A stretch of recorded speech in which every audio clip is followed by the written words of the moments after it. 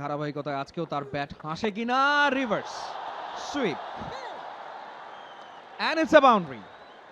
ইদানিং কালে এলকেডি কে আমরা দেখছি যে বেশ রিভার্স সুইপ খেলছেন।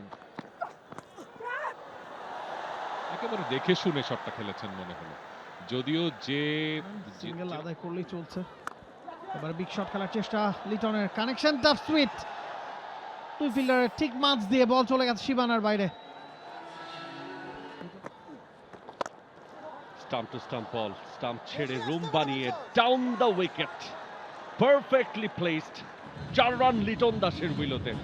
অ্যাডভান্টেজ নেবেন, ঝুলিয়ে দেয়া ball, Liton Das on the line, down the ground, 1 bounce 4।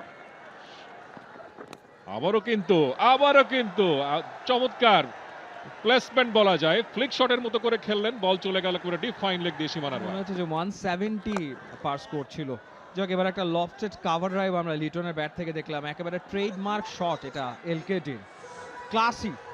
সাইফের পার্টনারশিপটা যদি বড় না হতো তাহলে অবশ্যই অন্যরকম হতে পারতো। Yes, this is the winning shot, Liton Das